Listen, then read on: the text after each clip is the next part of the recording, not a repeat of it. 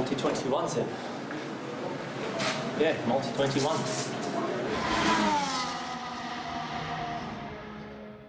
Bonjour à tous et bienvenue pour un nouvel épisode de Multi-21, le dernier épisode avant le début de saison. On est très impatients de ce début de saison. Je suis avec Aurélien Attard. Aurélien, comment vas-tu ?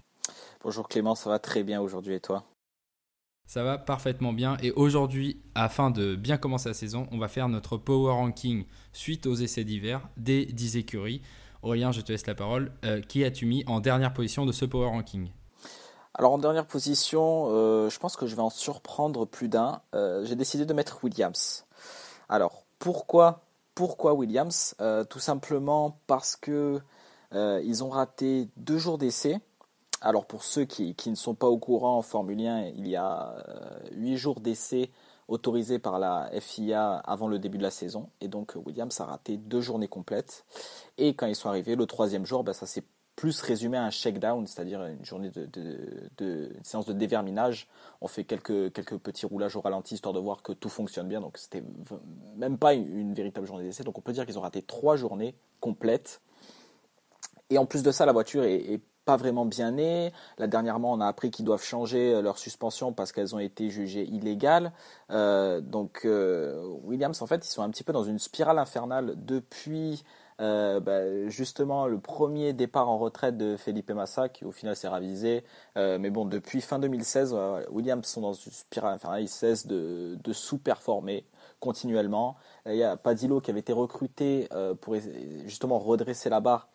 Et ça n'a pas marché, d'ailleurs il vient d'être viré. Donc ça va être très compliqué pour Williams cette saison.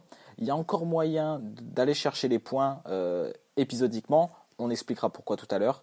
Mais en tout cas, c'est sûr, c'est acté. Williams, dernière force de 2018 et ce pendant toute la saison. Ça ne va pas changer.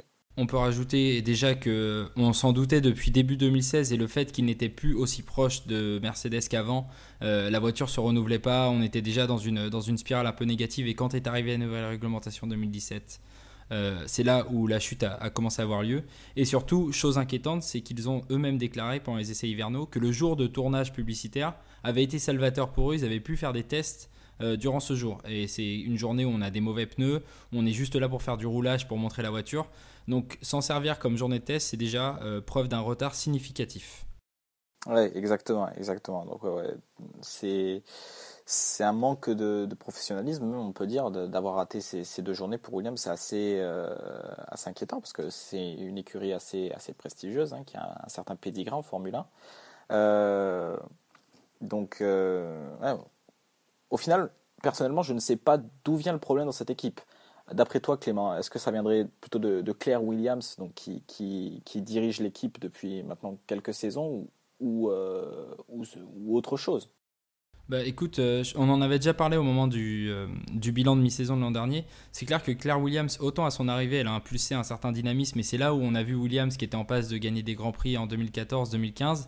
Mais au final, en revenant sur cette période, on peut aussi se demander si c'est pas le moteur Mercedes de l'époque qui ne les aidait pas à être aussi loin devant. Après tout, on a vu Lotus faire un podium en 2015 avec ce fameux moteur Mercedes. C'est clair que le problème, c'est qu'on va virer toute la partie technique à chaque fois et des gens plutôt compétents. Voilà, Padillo, c'est quelqu'un qui a fait ses preuves quand même et d'autres avant lui. Et on laisse le personnel un peu historique comme Claire Williams, comme d'autres en place. Et c'est ça qui me dérange un petit peu, c'est qu'on a l'impression qu'il y a des intouchables, comme il y a eu chez McLaren à une certaine époque, il y a 2-3 ans. Et quand on reproduit les schémas du McLaren il y a 2-3 ans, c'est pas très bon. Donc pour moi, j'inclurais Claire Williams et d'autres historiques là-dedans. Mais je pense que voilà, le fait que l'an dernier aussi Robert Kubica ait été 3e pilote et qu'il n'avait pas du tout envie de développer la voiture pour retrouver un siège en 2019, ça a pu jouer aussi que c'est peut-être pas le meilleur pilote pour développer la voiture. Et justement, parlons des pilotes. Donc le duo Williams cette année, ce sera Robert Kubica, le revenant, et le jeune George Russell, champion F2. Qui vois-tu devant l'autre ? Écoute, je pense qu'on va être tous les deux d'accord. Je vois clairement Russell devant Kubica. Clairement, ouais. Clairement. Kubica, ça fait quoi ? Ça fait 8 ans, un peu plus, même 8 ans qu'il n'a pas touché à une Formule 1 de façon compétitive. Donc j'exclus toutes les séances d'essai qu'il a pu faire en Grand Prix ou ses roulages avec Renault. Même lui, de toute façon, se considère comme un rookie, et il a bien raison. Et en face, tu as Russell qui est champion en titre de Formule 2, qui a été champion de GP3, hein, si je me trompe pas avant ça. Euh, ouais, il y a clairement pas photo. Russell est dans le bain, il est encore dans le jus, quoi, contrairement à Kubica. Et puis surtout, Russell a deux mains valides, quoi. C'est assez triste à dire, mais personnellement, je ne sais pas comment Kubica va faire pour déjà pour tenir 2 heures en course.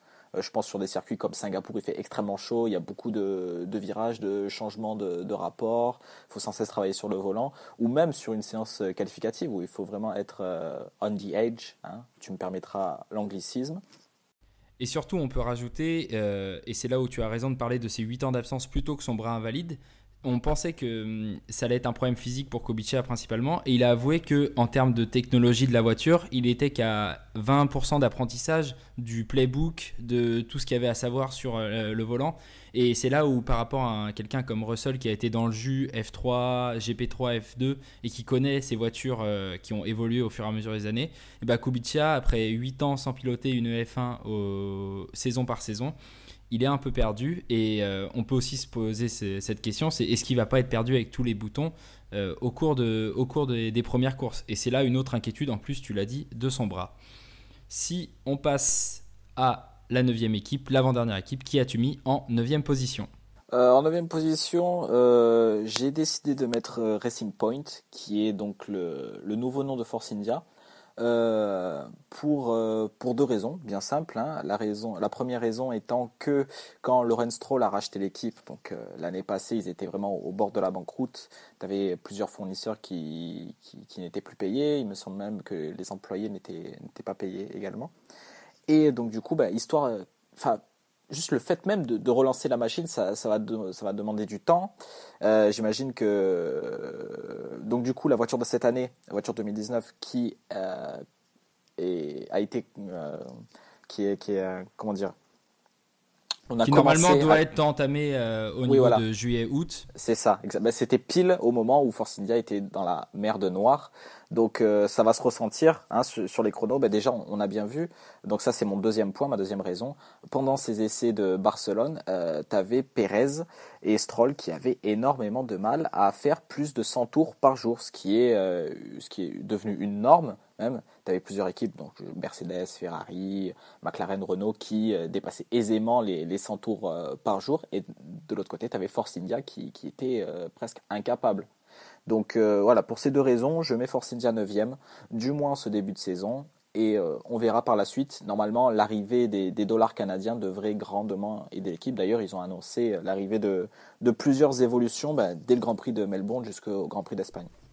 En parlant de fiabilité, on peut rajouter que Racing Point, maintenant, puisqu'on doit l'appeler comme ça, s'est fait rattraper en quelques jours par Williams au niveau du kilométrage, alors que Williams avait eu 2 jours de moins. Donc c'est là où c'est aussi un peu inquiétant.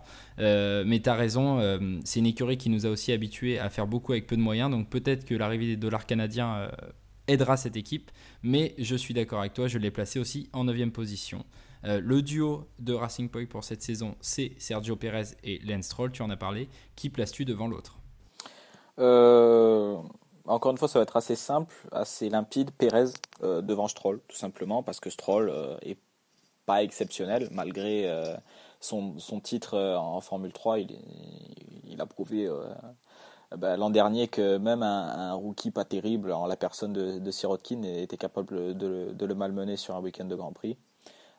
Pérez étant un très bon pilote, hein, donc ouais, il n'y a pas photo là-dessus. Pérez devant Stroll. Après, est-ce que le Mexicain disposera du même matériel que son équipier? Je ne sais pas. On verra On peut bien. en douter, surtout lors des premiers Grands Prix où les évolutions arriveront au compte-gouttes, et peut-être que effectivement ce sera Lance Stroll qui en profitera d'abord. Ça sera à voir au niveau de la mi-saison quand Sergio Perez aura les évolutions lui aussi, ce dont il sera capable de faire avec la vraie Racing Point et pas celle de début de saison. Si on passe ensuite à l'écurie classée numéro 8, qui as-tu pu classer numéro 8 de ton Power Ranking? Alors ça commence à devenir nettement plus difficile, mais j'aurais tendance à mettre As. J'aurais tendance à mettre As 8e parce qu'ils m'ont pas énormément époustouflé pendant ces essais. Il y a eu beaucoup de soucis de fiabilité notamment. beaucoup de pannes venant du côté de Grosjean. Il me semble que Fittipaldi aussi, Pietro Fittipaldi, petit-fils d'Emerson, qui a fait quelques journées également avec As, a eu des problèmes. Et puis au niveau de la feuille des temps, c'est pas exceptionnel. T'as Grosjean qui a signé un 17-0 en composé C5, qui est donc le plus tendre, ce qui le place dans le ventre mou, on peut dire, du peloton. Et puis t'as Magnussen qui fait un 17-5, ce qui est vraiment pas bon, quoi, pas bon du tout. Donc As m'inspire rien qui vaille en ce début de saison. Et puis sans oublier que Grosjean comme Magnussen, on l'a déjà dit, sont des pilotes très rapides, que là il n'y a pas de pression à avoir, donc ils peuvent laisser exprimer leur talent, ils vont pas craquer sous la pression, et qu'effectivement les tours n'ont pas été super bons. Après, moi j'avais placé As une place au-dessus dans mon classement, je l'avais placé 7ème, parce que pour moi j'avais quand même un espoir, et puis au vu de ce qui s'est passé en Australie l'an dernier, je pense que maintenant ils sont assez équipés, qu'ils ont prévu tout ce qui pouvait arriver, et qu'ils ont passé un cap en termes de maturité, et c'est là où je les attends. Donc j'aurais mis As 7ème, mais effectivement 7ème, 8ème, bon, ça joue, donc je pense qu'on peut la garder à la 8ème place comme tu as dit. Entre Grosjean et Magnussen, deux pilotes expérimentés, qui places-tu devant l'autre? Euh, Assez difficile. Assez difficile parce que l'an dernier déjà c'était assez compliqué de d'établir une réelle hiérarchie. J'aurais tendance à dire qu'en vitesse pure, Grosjean est supérieur, mais en termes de boulettes, Grosjean est supérieur aussi. Donc ouais, assez difficile. Je pense qu'en termes de régularité, Magnussen sera devant, juste parce que il fera moins de conneries. Ce qui est assez étonnant de dire ça pour Magnussen. Voilà, tout simplement. Est-ce que tu penses pas que, étant donné que les deux vont arriver bientôt en fin de contrat, ça va pas être aussi la saison du qui tout doux pour les deux pilotes, et on peut avoir soit deux pilotes qui se subliment, soit avoir une écurie qui s'enfonce dans la sinistrose et avec une mauvaise ambiance avec voilà, la fin de contrat de ces deux pilotes? Alors Magnussen, il est capable de se sublimer parce qu'il a montré par le passé qu'il pouvait très bien piloter. Par contre, Grosjean, il commence à se faire vieux. Déjà l'an dernier, c'était pas ouf. Il était en fin de contrat et justement, il n'a pas su, du moins en début de saison, montrer qu'il était digne d'être prolongé. Donc, je suis plus confiant côté Magnussen et c'est peut-être aussi pour cette raison que je l'ai mis devant Grosjean. Eh ben écoute, on garde Magnussen devant Grosjean. Septième position de ton power ranking, qui as-tu placé en septième position? En septième position, j'ai décidé de mettre McLaren. Pourquoi? Surtout quand on sait qu'ils ont fait de très très bons temps. En deuxième semaine, tu avais Sainz et Norris qui avaient fait le meilleur temps des premières journées. Mais j'ai l'impression que c'est de la poudre aux yeux en fait, hein, que nous fait McLaren. Parce que l'année dernière, le châssis était vraiment mauvais, malgré la présence d'un Alonso qui est quelqu'un de très bon en matière de réglage de la voiture. C'est normalement avec ce genre de personnes qu'une équipe arrive à avancer dans la bonne direction. Et c'était pas le cas. C'était pas le cas du tout, même on peut le dire, parce qu'ils ont commencé très fort et ils ont fini assez nuls. Et comme le début de saison est au final un prolongement de la fin de la saison passée, justement, donc je vois McLaren occuper cette position. Bah écoute, c'était eux que j'avais mis en huitième position pour à peu près les mêmes raisons. C'est que ça fait 3 ans de suite qu'on a McLaren qui nous fait des bons temps aux essais. Même en 2017, on avait des bons temps de Van Dorn aux essais, on avait des bons temps d'Alonso. Et on se disait peut-être que c'est la bonne année, peut-être que c'est l'année du retour. L'année dernière, peut-être que c'est la bonne année, l'année du retour. Et cette année encore. Et honnêtement, sans Alonso et avec un duo assez inexpérimenté, Sainz est déjà un peu plus expérimenté puisqu'il est arrivé en 2015, mais c'est pas l'expérience de Fernando Alonso. J'ai du mal à croire que McLaren pourra vraiment passer un pas, et je pense que passer un voilà. J'ai l'anglicisme en tête, donc Ouais. je n'ai pas le mot français. Ils pourront step up. Et du coup, j'ai l'impression que ça va plutôt être progressif, et peut-être qu'on aura dans 2-3 ans un McLaren capable de jouer les 4e, 3e positions, mais pour l'instant, on n'y est pas encore, donc ça rame un petit peu. Si on parle des pilotes, de Norris et de Sainz Jr., qui as-tu placé devant l'autre? Sainz devant Norris, tout simplement parce que Sainz est beaucoup plus expérimenté, hein, il est en F1 depuis 2015. Norris, surtout, Norris a commis pas mal d'erreurs de rookie, hein, de tête à queue, de passage dans les graviers pendant ses essais. Leclerc avait fait la même d'ailleurs l'an passé à ses débuts chez Sauber et même sur les premières courses de la saison. Donc je dis pas ça en ayant en tête justement que Norris est mauvais. Non, c'est juste qu'il faut qu'il s'habitue encore à une Formule 1, ça prendra du temps. Et c'est pour ça aussi que Sainz sera nettement devant en début de saison. Et puis il faut rajouter que Norris, dans son duel face à Russell l'an dernier, c'est lui qui a commis les petites erreurs. Donc effectivement, il arrive un peu moins rassuré, même si dans un plus haut team. Et effectivement, on peut s'attendre qu'en début de saison, il assure un petit peu avant de vraiment prendre le rythme. Moi, je le vois en fin de saison devant Sainz, mais effectivement, sur l'ensemble de la saison, je pense que Sainz aura pris suffisamment d'avance pour être le leader en termes de points sur toute l'année. Si on passe à la 6e position, qui as-tu placé en 6e? Je vois une écurie latine, est-ce que je me trompe? Eh ben non, non, figure-toi, j'ai décidé de mettre Red Bull. J'ai C'est vrai? décidé de... Aussi Oui, bas? j'ai Oh là décidé de là mettre là. Red Bull aussi bas. Alors, juste parce que on sait qu'ils sont très très extrêmes dans la conception de leur châssis et sur l'intégration de l'unité de puissance. Et maintenant qu'ils ont un Honda au derrière, voilà, un négatif et un négatif, ça va faire du négatif. Donc, je pense que ils vont pas perdre énormément de performance, mais en termes de fiabilité, ça va être désastreux. Ça va être désastreux, les abandons vont s'enchaîner, les accidents aussi. On y reviendra tout à l'heure quand on parlera des pilotes Red Bull. Mais c'est uniquement pour cette raison, juste parce que je vois dans ma petite boule de cristal qu'il y aura des abandons à l'appel pour Red Bull. Écoute, moi je les avais placés quatrième parce que je pense que même effectivement la fiabilité du Honda euh, voilà, fait encore peur. Mais je me dis que l'année dernière avec Toro Rosso c'était déjà beaucoup mieux qu'avec McLaren et que c'est peut-être McLaren le chat noir. Que Red Bull a beaucoup appris de ce qu'a fait Toro Rosso l'an dernier, on le sait, c'est pas un secret, les deux communiquent beaucoup. Et malgré ce châssis qui est comme toujours très radical, très fin, très haut aussi, l'arrière est toujours très très haut chez Red Bull. Je vois Red Bull s'améliorer au fur et à mesure de la saison. Le Honda suivre, c'est peut-être un rêve, un doux rêve, mais je le vois suivre. Et finalement, je les voyais quatrième par rapport à ça. Mais c'est vrai que lorsque tu évoques tout ce que tu dis, on peut légitimement voilà, les mettre à la sixième place. En tout cas, que ça soit quatrième ou sixième, on peut le dire, et quitte le Big Free Oui, avec cette arrivée de Honda. Et ça ne sera pas pour cette année qu'ils le retrouveront. Donc ça va être une année d'apprentissage dans un top team pour Gasly. Et ça va être une année d'apprentissage en tant que leader qui doit développer une voiture et un moteur pour Verstappen. Donc c'est là où ça va être intéressant pour les deux. effectivement. Justement, Verstappen, Gasly, qui vois-tu devant l'autre? Verstappen devant Gasly parce que c'est le petit chouchou de Red Bull. C'est le fer de lance de Red Bull. Ricciardo est parti, quoi qu'il puisse dire pour cette raison, parce que justement, Red Bull surprotégeait Verstappen.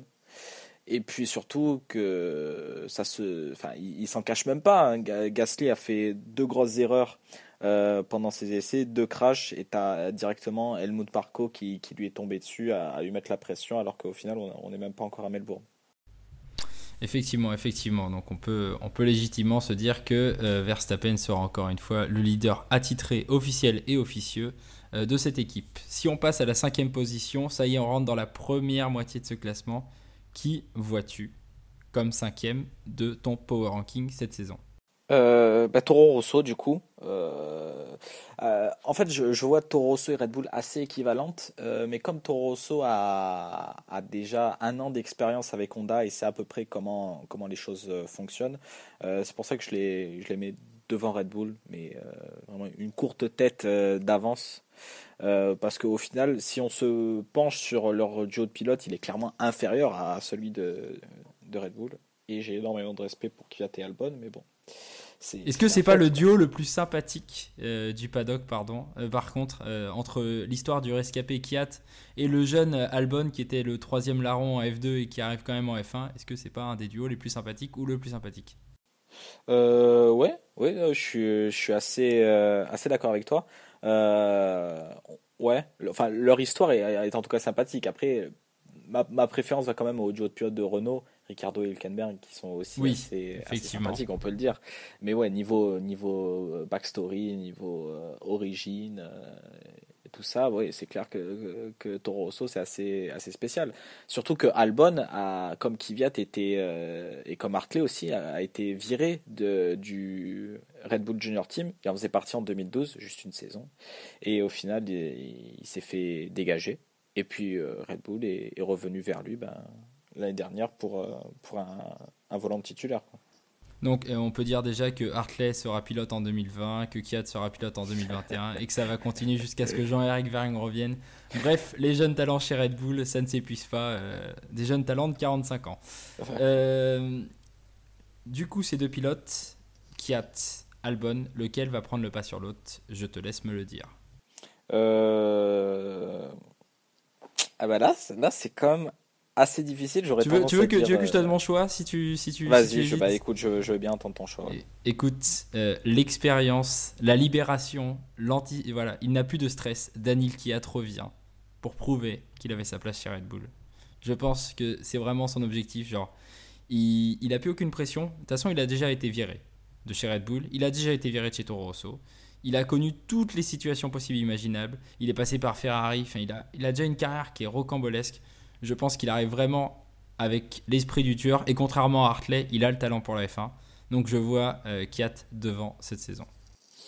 Bah ouais, franchement, oui, je suis d'accord avec toi maintenant que tu le dis comme ça. De toute façon, c'est clair que quand il était chez Red Bull, on voyait que c'était un véritable tueur en piste.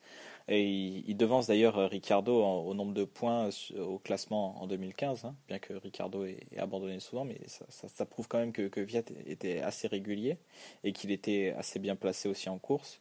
Donc oui, c'est clair que oui, il a connu le très bas avec la rétrogradation chez Toro Rosso et puis cette spirale infernale qui n'en finissait pas avec les abandons, les accidents avec l'équipier et compagnie. Donc ouais, c'est un petit peu un phénix qui renaît de ses cendres. La vengeance de Kvyat, donc saison 2019. Il fallait s'y attendre. On passe ensuite au quatrième de ton Power Ranking. Alors là, ça me paraît assez évident, mais je te laisse le dire. Qui as-tu mis comme quatrième? Et donc j'ai mis Ferrari, non je déconne, j'ai mis Alfa Romeo. C'est vrai que ça m'étonne un peu de les mettre aussi haut, mais puis enfin au final ils ont je pense qu'ils ont produit un bon châssis. J'aime beaucoup leur astuce sur l'aileron avant qui reprend un petit peu aussi le principe de Toro Rosso et de Ferrari. Ils ont un bon moteur, le V6 Ferrari qui je pense est en passe d'être la référence maintenant en Formule 1 et un excellent duo de pilotes, Raikkonen et Giovinazzi. Et en début de saison, quand tout le monde va se casser la gueule, donc Red Bull, Racing Point et compagnie, bah, ça sera Alfa Romeo qui sera là pour en profiter. Après, bon, au fil des courses, peut-être, enfin c'est même sûr qu'ils vont descendre un petit peu, hein, et donc occuper plutôt la place de sixième force quand Red Bull aura réussi à fiabiliser, ou pas d'ailleurs, hein, on ne sait pas. Mais en début de saison, je les place quatrième. Écoute, je les place au même niveau que toi. Je les ai aussi placés quatrième. Non, cinquième, pardon, dans mon classement, parce que quatrième, c'était Red Bull. Moi, j'ai juste deux petites craintes sur Sauber. Enfin, sur Alfa Romeo. Maintenant, il faut dire Alfa Romeo. Je dirais encore et toujours Sauber. Pour moi, tant que ça restera in wheel, c'est Sauber. C'est pas possible autrement. La première, c'est la concentration de Raikkonen. C'est-à-dire que si la voiture performe, on peut avoir un Raikkonen qui est du niveau de sa fin de saison 2018, donc c'est-à-dire un excellent pilote. Si la voiture n'est pas dedans, s'il y a quelques accrochages, s'il y a quelques amateurisme, parce qu'à ce niveau-là, quand tu rentres dans le top 3, si tu es une petite écurie comme Sauber, tu peux faire des petites bourdes comme a fait As l'an dernier. Je pense que ça peut vite saouler Raikkonen. Connaissant le bonhomme, on va se retrouver avec le Raikkonen de 2017, de 2016, c'est-à-dire quelqu'un qui va décrocher mentalement, qui sera plus dedans. Donc j'ai peur là-dessus. Si la voiture est très bonne, par contre, il sera là. Donc ça, c'est qu'une demi-peur. Par contre, ma vraie peur, c'est sur Giovinazzi. On l'a vu deux fois en F1, en Australie et en Chine en 2017. Je ne parle pas de sa performance en Chine parce que c'était quelque chose d'absolument désastreux. Se planter deux fois au même endroit quand tu es un pilote de F1, c'est pas possible, surtout sur une erreur de débutant. En Australie, il n'avait pas été excellent non plus. C'est quelqu'un qui avait craqué mentalement face à Pierre Gasly en GP2, qui avait perdu le championnat mentalement. Bref, c'est un pilote qui me fait extrêmement peur, qui n'a pas piloté depuis 1 an et demi du coup, et Exact. même depuis quasiment 2 ans. Ah, Et il avait c'est fait des séances d'essai libre avec As en 2017. Mais c'est des séances d'essai libre. Piloter en course, il l'a pas fait depuis la Chine C'est clair. 2017. Mais Ce qui est il s'était craché quand même en essai libre avec As, je m'en souviens. En Hongrie, tout il à l'avait fait, planté dans le mur. tout à fait. Donc moi, ça me fait extrêmement peur, Giovinazzi. Je veux pas dire pour l'instant que c'est le pilote le plus faible du paddock parce que je pense encore que c'est Stroll à l'heure actuelle. Mais à voir comment va se passer 2019 pour lui, surtout si la voiture est bonne, s'il se retrouve devant et que Raikkonen est très performant, est-ce qu'il va pas se faire bouffer mentalement? Moi, c'est ma crainte par rapport à ça. J'ai jamais eu beaucoup confiance en Giovinazzi et j'espère qu'il va me faire mentir pour lui parce qu'il mérite. Voilà, c'est sympa d'avoir un pilote italien en F1, mais j'ai un peu peur. Ouais, mais t'as raison. Après, est-ce que Raikkonen, justement, ce transfert va un petit peu le libérer mentalement et est-ce qu'il va changer et devenir peut-être même une figure paternaliste pour Giovinazzi à lui apprendre un petit peu les ficelles du métier? Et puis maintenant, c'est une écurie italienne, même si l'usine est à Tailwind, c'est Alfa Romeo, donc un pilote italien dans une structure italienne. Peut-être que là aussi, il se sentira nettement plus en confiance. Je sais pas. Après, dans la presse, il a quand même, il s'est senti obligé de se justifier et de dire de ne pas le comparer justement à Charles Leclerc, c'est-à-dire un rookie chez Sauber, quoi. Ouais, peut-être qu'il se met déjà un petit peu la pression. En tout cas, c'est l'impression que j'ai justement à faire ce genre de déclaration. Et puis on peut rajouter que Raikkonen a un contrat de 2 ans quasiment garanti, donc il sera là en 2020. Giovinazzi, il a déjà 25 ans pour sa saison rookie. Et en GP2, en Formule 2 maintenant, il y a un jeune qui est couvé par Ferrari qui s'appelle Mick Schumacher, qui veut aller très très vite, très très haut, qui est pour moi encore en pleine construction et qui n'a pas le niveau d'être en F1 pour l'instant. Mais est-ce qu'ils vont pas le placer en F1 dès l'an prochain, en cas de mauvais résultat de Giovinazzi? Parce que certes, il n'est pas italien, mais un Schumacher dans une voiture rouge, voilà, c'est Ah quelque bah chose oui. dont Ferrari raffole. Et donc je pense que la pression va arriver dès le 6e, 7e Grand Prix pour Giovinazzi. Dès qu'on va revenir en Europe, il sera sous pression pour moi s'il n'a pas fait de résultat avant. Oui, oui. Après, il faut aussi que de l'autre côté que Schumacher performe parce qu'il peut très Tout bien à fait, s'effondrer c'est en pour ça que je dis Formule qu'il n'est 2. pas encore totalement prêt. Oui, oui, oui. Mais, Mais mais oui, ça c'est va. vrai que la finalité, c'est que Schumacher, arrivant en Formule 1, comme il est désormais un pilote de la Ferrari Driver Academy, donc ça passera forcément par Alfa Romeo ou par Haas. Mais bon, je pense que enfin, la logique voudrait que ça soit plus Alfa Romeo que l'écurie américaine. Exactement. On va passer maintenant au top 3, au nouveau Big Free. Qui as-tu placé en troisième position de ton Power Ranking sur le podium? Renault, tout simplement, le losange, la fierté française, Renault, en troisième position. Même s'ils nous ont fait peur, la première semaine, ils avaient un problème avec leur DRS. Ils pouvaient pas l'utiliser et quand ils l'utilisaient, bah, ils s'envolaient. Il faut savoir que cette saison, il y a encore de nouvelles règles aérodynamiques. Donc ce n'est pas que les ailerons avant qui sont plus larges, les ailerons arrière le sont aussi plus larges. Et donc le DRS est plus imposant et il est doublement plus efficace. Donc du coup, ça met plus de pression sur le flap. Et avec Renault, il y avait un problème visiblement. Mais ils ont quand même fait des temps assez bons. Assez bon. Le meilleur temps de Hülkenberg un 16-8 pardon, et à 3 dixièmes d'un meilleur temps de Bottas qui pilote quand même une Mercedes. Donc ça prouve quand même que même s'il existe encore un écart entre Renault et les deux écuries de pointe, l'écart s'est considérablement réduit. Ricciardo aussi, qui je pense va faire du bien à Renault. C'est pas non plus un pilote hyper expérimenté, même s'il est quand même en Formule 1 depuis 2011. Je veux dire que c'est pas un champion du monde, il a gagné que 7 Grands Prix. Enfin, quand même, 7 Grands Prix, ça reste quelque chose, mais ça, c'est pas énorme, ça pèse pas lourd. Il n'a jamais été un candidat tout au long d'une saison, un candidat au titre. C'est pour ça que je dis ça. Mais ça reste quand même un pilote assez fédérateur, chose que Renault n'avait pas au final. Hein. Ils sont revenus en Formule 1 en 2016 avec Palmer et Magnussen, et c'est pas avec ça que tu vas fédérer une équipe. Donc oui, voilà, justement, un très gros plus, cette arrivée de Ricciardo. C'est vrai que passer de Palmer, Magnussen, même si Magnussen c'est quand même un bon niveau, à Hülkenberg, Ricciardo, c'est en 3 ans la progression est belle. Qui places-tu devant entre Ricciardo et Hülkenberg? Tu as déjà commencé à l'évoquer, mais je te laisse officialiser. Bien sûr. Ricciardo devant Hülkenberg, même si Hülkenberg est assez bon, je trouve qu'il est assez sous-coté, sous-évalué en Formule 1, et donc justement ça sera d'autant plus bien, ce qui n'est absolument pas français, ça sera meilleur pour Hülkenberg de s'affronter à un pilote de la trempe de Ricciardo, comme ça il pourra prouver au paddock qu'il est capable de le devancer en qualification en course, ou pas, hein, peut-être qu'il va complètement s'effondrer, il va se manger un 21-0 comme Van Dorn, on verra bien.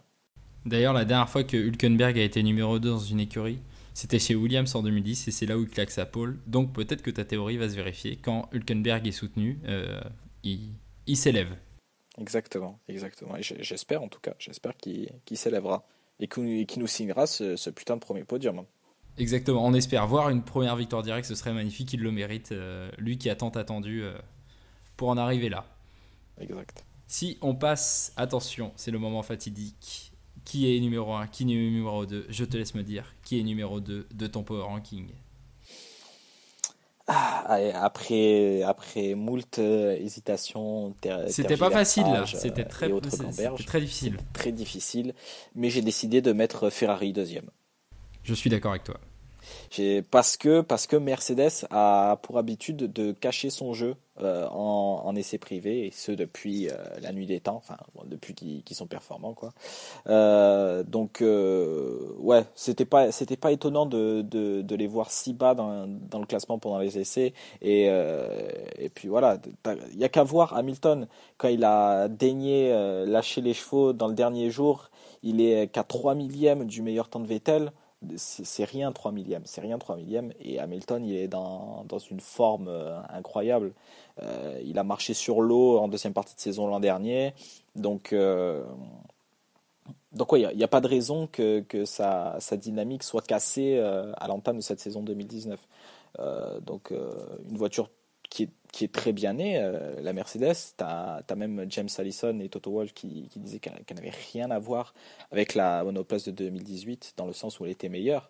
C'est quand même dingue, parce que la voiture de 2018, ça n'était pas dégueulasse non plus.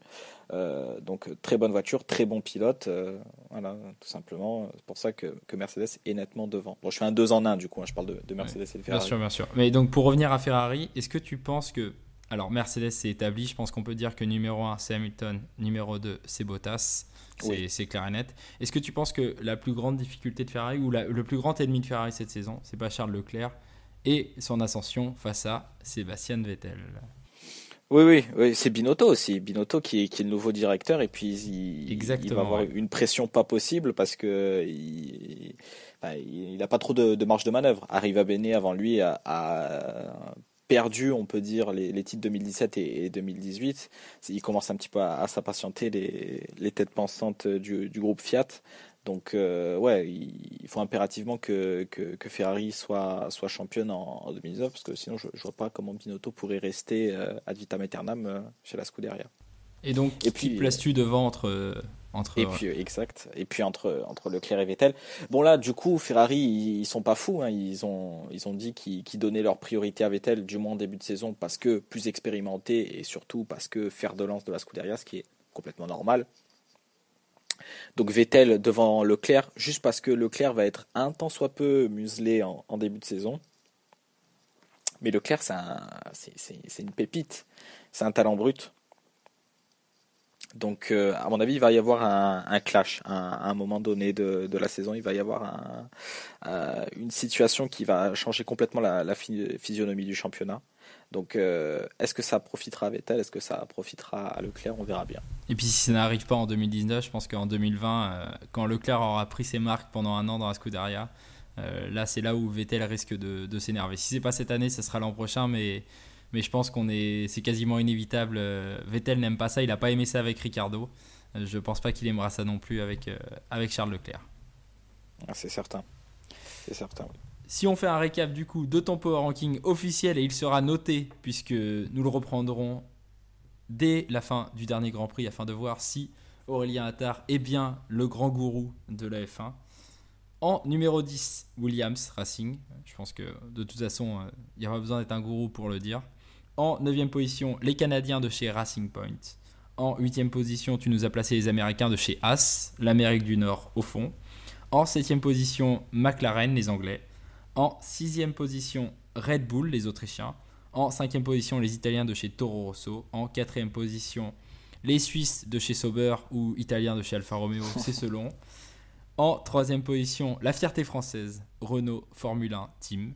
En 2e position, les Italiens de la Scuderia Ferrari. Et enfin, premier, les Allemands comme toujours, Mercedes. Voilà le Power Ranking officiel. Je te remercie Aurélien pour ton Power Ranking sur lequel tu as planché des heures afin de nous délivrer toujours. la quintessence de ton savoir. Je te remercie en tout cas de m'avoir écouté pendant plus d'une demi-heure, ce qui est assez rare, j'en conviens. Exactement. Et on se retrouve dès la fin ou dans les jours suivant le premier Grand Prix de la saison pour analyser déjà ce qui se sera passé, le fameux Who's Not and Who's Hot. Attention, qui sera chaud et qui ne le sera pas. On va le savoir très rapidement. Donc on se retrouve dès la semaine prochaine pour l'analyse du premier Grand Prix. Et d'ici là, profitez bien du retour de la Formule 1. Merci Aurélien. Salut.